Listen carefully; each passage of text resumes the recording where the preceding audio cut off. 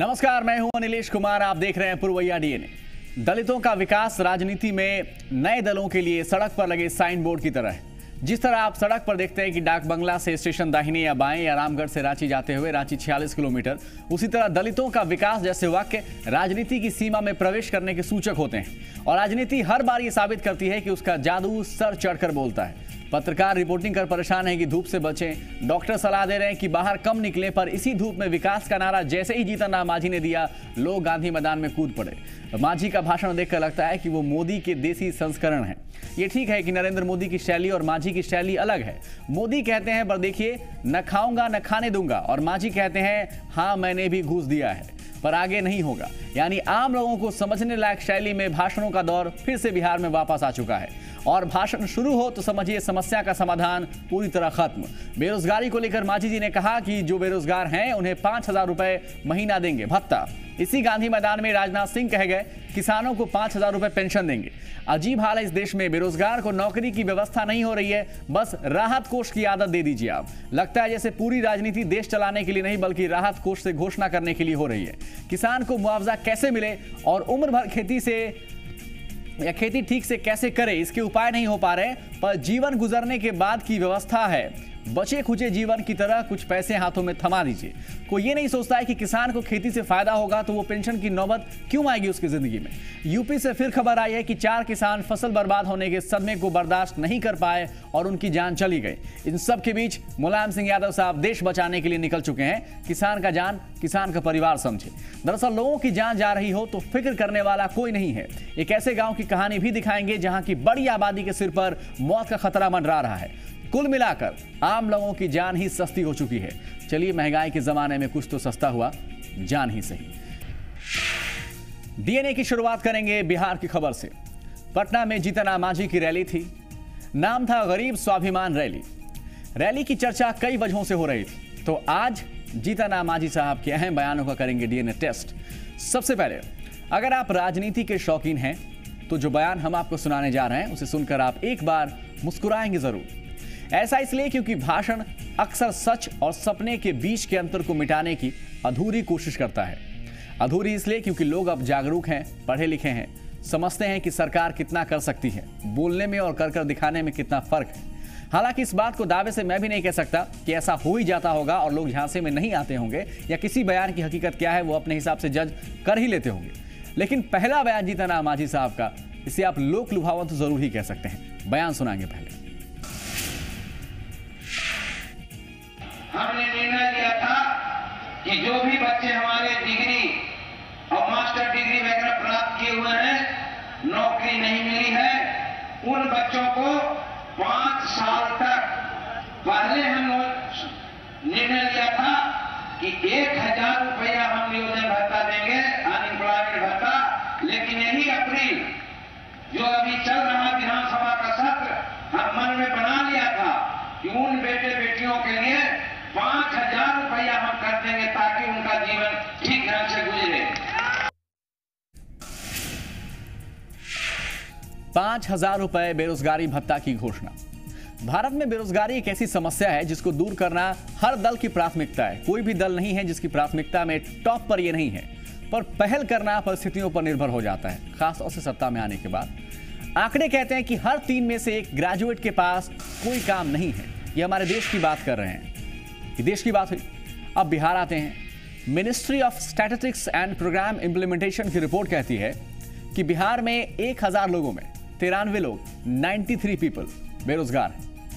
अब जरा सोचिए कि ये जो 93 लोग हैं, इनमें से जिन पर भी परिवार चलाने की जिम्मेवारी होगी, उनकी क्या हालत होती होगी, कहां से घर का खर्च चलेगा।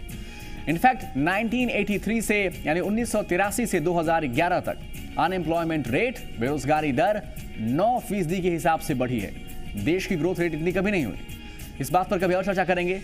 लेकिन देखिए, स्थिति यह है कि बिहार जैसे राज्य में जहां हकीकत यह है कि शहरों में भी बेरोजगारी बढ़ रही है, वहां मांझी बेरोजगारी भत्ता देने की बात कर रहे हैं। 5,000 रुपए की बात कही जा रही है, यानी लोगों से जुड़ने की उन्होंने कोशिश की। पर सवाल इस बात को लेकर उठते रहे हैं कि मांझी की घोषणाएं बिना आकलन किए हुए होती हैं और वित्तीय बोझ की चिंता किए बिना की गई घोषणा से राज्य का विकास नहीं हो सकता। तो क्या मांझी के पास इन चीजों के लिए कोई प्लान है या इसे सिर्फ चुनाव से पहले किया गया वादा समझा जाएगा?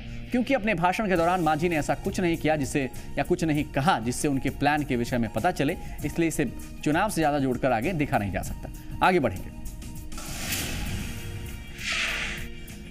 दरअसल मांझी जानते हैं कि यहां सत्ता तक पहुंचना है तो दलितों के नारे का सहारा बनाना होगा। अपने भाषण में मांझी ने बिहार के तमाम ऐसे पूर्व सीएम के नाम गिनाए जो दलित थे। इसकी वजह साफ है, लेकिन पहले आपको वो बयान सुनाएंगे, देखिए। कि भोला पासवान शास्त्री जो हमारे आइकॉन रहे हैं, 3 बार मुख्यमंत्री बने बिहार का, आप लोग देखे होंगे कि जब राजनीतिक अस्थिरता की बात आई थी तो वो उनको बनाया गया था मुखौटा में, और जब राजनीतिक वातावरण शांत हो गई तो उनको हटा दिया गया। एक बार नहीं, 2 बार, 3 बार। चलिए उससे आगे आइए, राम सुंदर दास जी भी हमारे मुख्यमंत्री यहां बने थे, बहुत काबिल और बहुत सानिध्य हम लोगों का था उनसे, लेकिन जब मुख्यमंत्री बने तो हमको लगता है कि 10-11 महीना रहते रहते उनका भी पत्ता साफ कर दिया गया। 1968 में पहली बार कोई दलित बिहार का मुख्यमंत्री बना था, भोला पासवान शास्त्री। उनके बाद कर्पूरी ठाकुर, फिर राम सुंदर दास। इन तीनों में समानता यह रही कि किसी ने 5 साल का कार्यकाल नहीं देखा। समाजवादियों को सत्ता तो मिलती रही पर एकता नहीं बनाए रख पाए। बिहार राजनीतिक प्रयोग के दौर से गुजर भी रहा था उस दौर में, और इस दौरान एक अहम बात हुई। पहली बार एहसास जरूर हुआ था दलितों को कि उनके सहारे ही सत्ता की चाबी मिलती है, क्योंकि इससे पहले कमान अगड़ी जाति के नेताओं के हाथ में हुआ करती थी और इसी को आगे लालू और नीतीश भी बढ़ाते रहे। तो जीतन राम मांझी उन्हीं लोगों के बहाने पिछड़ों को याद दिलाते दिखे कि वो दौर भी बिहार में लौट कर आ सकता है।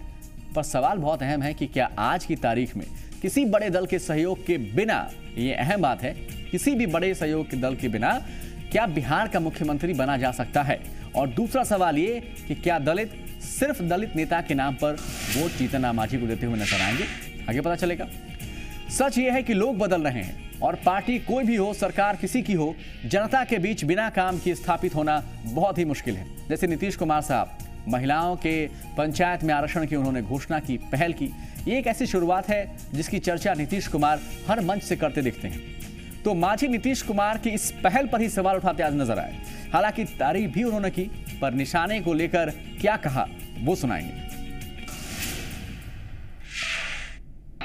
महिला चाहे किस जाति का हो, उसको कमजोर कहा जाता है और सही कमजोर वर्ग में आते हैं।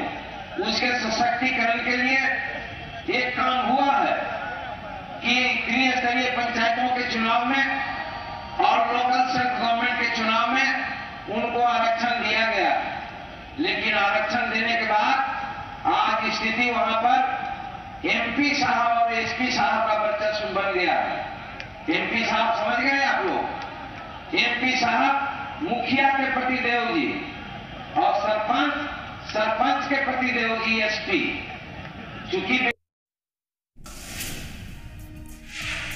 देश में सबसे पहले 4 राज्यों में महिलाओं को पंचायत में 50% आरक्षण की घोषणा हुई। उत्तराखंड, हिमाचल प्रदेश, मध्य प्रदेश और बिहार। बिहार में नीतीश की इस पहल की तारीफ भी हुई। तत्कालीन राष्ट्रपति प्रतिभा पाटिल ने भी इसकी सराहना की थी। इस कदम को उन्होंने सराहा। पर जीतन राम मांझी एक व्यवहारिक दिक्कत पर सवाल करते नजर आए, यानी महिलाओं को उनके अधिकार का एहसास कैसे हो, इस पर मांझी निशाना लगाते दिखे। बिहार में महिला वोटर्स करीब 46% हैं। अगर नीतीश जी की घोषणा एक मास्टर स्ट्रोक थी तो जीतन राम मांझी का नुस्खा भी कामयाब हो सकता है। पर क्या महिलाएं इतनी जल्दी नीतीश विरोधी हो जाएंगी? और इसको देखते हुए क्या नीतीश कुमार भी चुप रहेंगे? क्या वो कोई नई घोषणा नहीं करेंगे, नई चीज लेकर जनता के बीच नहीं आएंगे? ये तो दिलचस्प रहेगा आगे देखने।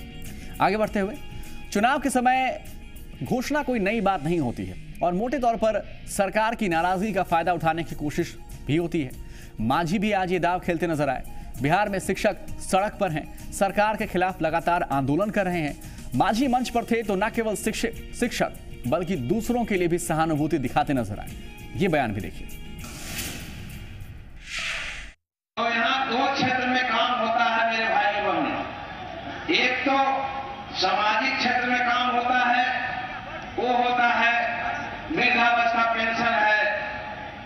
उसके अलावे शिक्षक नियुक्ति है, कॉलेज में शिक्षकों का नियुक्ति है, उनका नियमित करना होता है, टोला सेवक है, विकास मित्र है, किसान सलाहकार है, सांख्यिकी सलाहकार है, न्याय मित्र है। इस तरह से हमारे पुलिस है, हमारे होमगार्ड है, हमारा किसान है, हमारी महिलाएं बेटियां हैं, हमारे छात्र हैं, हमारे युवा हैं। ये सारे नाम ऐसा है कि जियो अगर शांत रहेंगे तो समाज आगे बढ़ेगा, राज्य बढ़ेगा। अगर इनके पेट में चूहा कूदेगा तो शांति नहीं हो सकती है राज्य में और समाज में। एक सवाल है इस मुद्दे पर ही कि जीतन राम मांझी जब मुख्यमंत्री थे तो उन्होंने क्या किया और ऐसी मांगों पर उनका रिएक्शन क्या था।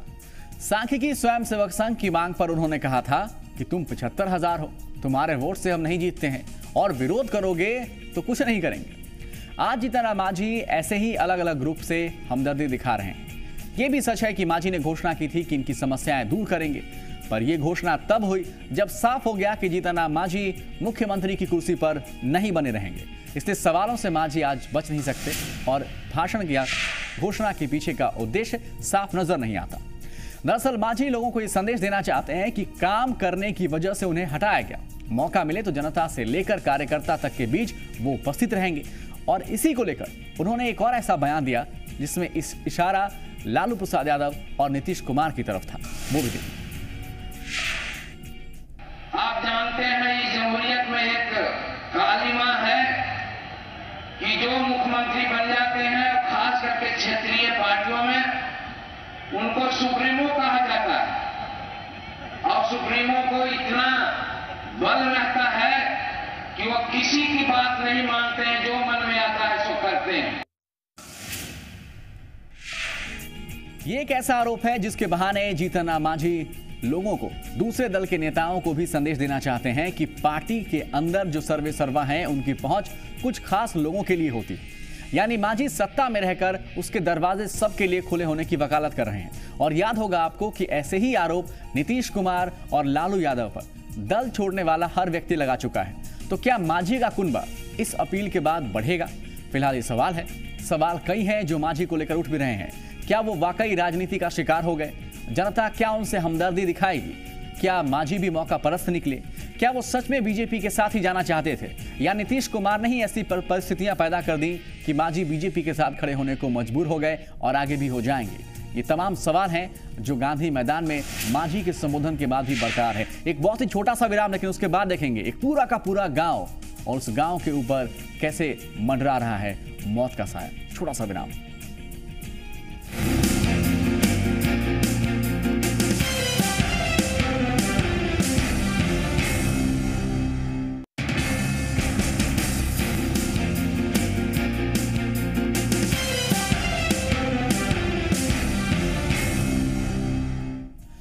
डीएनए में बात करेंगे कैंसर की। कैंसर देश में बड़े पैमाने पर अपने पैर पसार रहा है। ये महामारी या महाबीमारी बिना किसी चेतावनी के चुपके से आती है और जीवन को तबाह कर देती है। अगर समय पर बीमारी की पहचान नहीं हुई तो मौत तय है। हाल के दिनों में बिहार झारखंड में इस बीमारी से पीड़ित लोगों की संख्या बढ़ी है। गंगा किनारे इलाके में भूमिगत जल में आर्सेनिक पाया गया। अंडरग्राउंड वाटर में आर्सेनिक मिला, जिस कारण वहां के लोग कैंसर का शिकार हो रहे हैं। कोसी किनारे इलाके में भूमिगत जल में आयरन और फ्लोराइड की मात्रा अधिक है, जिस वजह से वहां भी कैंसर के मरीजों की संख्या साल दर साल बढ़ रही है। झारखंड में सप्लाई वाटर में क्लोरीन की मात्रा तय मानक से ज्यादा पाई गई है, जिस वजह से धनबाद, झरिया में बड़े पैमाने पर कैंसर के मरीज मिल रहे हैं। इधर बिहार के दरभंगा जिले के महिनाम गांव में कैंसर से पीड़ित 50 से अधिक मरीज मिले हैं और इतने ही लोग इस बीमारी के कारण काल के गाल में समा चुके हैं। जीवित और मृत लोगों की संख्या को अगर आप जोड़ दें तो गांव में कैंसर पीड़ितों की संख्या 100 हो जाती है। महिनाम गांव की आबादी 18,000 है। इस तरह से देखा जाए तो इस गांव में 1800 में से एक आदमी कैंसर से पीड़ित है, जबकि देश में यह औसत 1 लाख में 40 और दुनिया में ये औसत 1 लाख में 39 है, यानी उससे ज्यादा इस गांव में संख्या है। कई गुना ज्यादा कह सकते हैं आप, इस गांव में ये संख्या पहुंच चुकी है और इसी वजह से गांव के पूरे लोग फिलहाल खौफ में हैं। प्रॉब्लम यह है कि हमारे गांव में लगभग 50 आदमी को अभी तक कैंसर हो चुका है, जिसमें कि 14-15 आदमी अभी तक मर चुके हैं और जो बाकी है अभी कैंसर से पीड़ित हैं। सरकार इसके लिए अभी पानी का नमूना ले जा चुके हैं। अब पानी जांच करने के उपरांत क्या होता है ये तो अब बाद में देखेंगे, लेकिन सरकार इसकी व्यवस्था गरीब लोगों को कुछ आर्थिक सहायता करे और डॉक्टर का कुछ व्यवस्था करे। जो भी बचा है उनको भी तो देखे, आखिर इसमें भी तो नहीं हो गया है कैंसर। गांव में कैंसर के मरीजों की संख्या लगातार बढ़ रही है, लेकिन खौफनाक बात यह है कि अब तक इस बात का पता नहीं चल पाया कि आखिर मुहिनाम या महिनाम जो गांव है उसके लोगों को कैंसर अपनी गिरफ्त में कैसे ले लेता है। इस सच का पता लगाने की कोशिश लगातार जारी है। कैंसर के पीड़ित लोग हैं तो उसके लिए हम MOHC से संपर्क करके आदेश निकाल दिए हैं। वो जाकर करके एक्चुअली वहाँ जाकर सर्वे करें उस क्षेत्र का और पता लगाएं कि कैंसर है तो किस ऑर्गन का है और तब उसका पता चलेगा किस कारण से होता है। अब सवाल यह है कि इस एक गांव में कैंसर ने क्यों महामारी का रूप ले लिया, जबकि इस गांव के लोग ना तो सप्लाई वाटर पीते हैं, ना गांव के पास कोई उद्योग है, ना यहां प्रदूषण का स्तर खतरनाक है। आपको बता दें कि तंबाकू सेवन के बाद कैंसर का दूसरा सबसे बड़ा कारण जल है। अगर आप घर के चापानल के पानी को शुद्ध समझकर पी रहे हैं तो सावधान हो जाइए, क्योंकि भूमिगत जल यानी अंडरग्राउंड वाटर में आर्सेनिक, फ्लोराइड और आयरन जैसे खतरनाक तत्व घुले होते हैं। एक शोध में पता चला कि हम जितना भूमिगत जल का दोहन करते हैं, यानी जितना पानी आप अपने चापानल से निकालते हैं, वो जल उतना ही प्रदूषित होता है, यानी सेहत के लिए खतरनाक हो जाता है। इसके पीछे तर्क ये है कि स्रोत के अत्यधिक दोहन की वजह से, यानी जैसे जैसे आप पानी बाहर निकालते हैं चापानल से, ज्यादा पानी निकालने की वजह से मिट्टी के नीचे की चट्टान से कुछ केमिकल एलिमेंट्स निकलते हैं, रासायनिक तत्व निकलते हैं जो रिस कर नीचे पहुंच जाते हैं और पानी में घुलकर फिर हमारे शरीर तक पहुंच जाते हैं। हमें लगता है कि पानी शुद्ध है, लेकिन ऐसा होता नहीं है और इसी वजह से कैंसर जैसी बीमारियों का आगमन होता है। भूमिगत जल के अत्यधिक यानी ज्यादा दोहन के कारण देश के 639 जिलों में से 158 जिले के कई हिस्सों में भूमिगत जल खारा हो चुका है और उनमें प्रदूषण का स्तर सरकारी सुरक्षा मानकों को पार कर गया, यानी लोगों की सेहत के ऊपर खतरा मंडरा रहा है। बात बिहार की करिए तो बिहार में गंगा किनारे बसे 15 और कोसी किनारे बसे 9 जिलों में भूमिगत जल पीना खतरनाक है। गंगा किनारे इलाके में भूमिगत जल में आर्सेनिक और कोसी किनारे जो भी इलाके हैं उसमें अंडरग्राउंड वाटर में काफी मात्रा में आयरन मिला है। आइए अब आपको बताते हैं कि पानी में घुले किस तत्वों के कारण कौन सी बीमारी हो सकती है। आगे बढ़ते हैं। सबसे पहले बात करेंगे हम आर्सेनिक की। आर्सेनिक युक्त पानी कैंसर का बड़ा कारण है। आर्सेनिक हमारे तंत्रिका तंत्र को प्रभावित करता है और इससे बच्चे दिमागी विकार का शिकार होते हैं। आगे बढ़ते हुए हम बात करेंगे फ्लोराइड की। फ्लोराइड मिला जल फ्लोरोसिस का कारण बनता है। इस बीमारी से पीड़ित लोगों की हड्डियां टेढ़ी हो जाती हैं, दांत झड़ जाते हैं और व्यक्ति शारीरिक और मानसिक रूप से कमजोर हो जाता है। आगे बढ़ेंगे। क्रोमियम भी कैंसर का कारण बन जाता है। जबकि पीने के पानी में नाइट्रेट हो तो नाइट्रेट की मात्रा होने से सांस और पाचन संबंधी बीमारियों का खतरा हो जाता है और ये सब कुछ पानी के दूषित होने की वजह से। अब आपको बता दें, दुनिया भर में हृदय रोगों के बाद कैंसर ही मृत्यु का सबसे बड़ा कारण है। दुनिया में हर 8 में से 1 व्यक्ति की मौत कैंसर की वजह से होती है। कैंसर से मरने वालों की संख्या एड्स, टीबी और मलेरिया से मरने वाले कुल मरीजों से ज्यादा है। आपके लिए जानना बेहद जरूरी है कि आखिर कैंसर दूषित जल के सेवन के अलावा और किन वजहों से होता है। एक नजर इस पर भी डालते हैं। किसी भी प्रकार का इरिटेशन, तंबाकू का सेवन, विकिरणों का प्रभाव, आनुवांशिकता, इन्फेक्शन और मोटापा भी।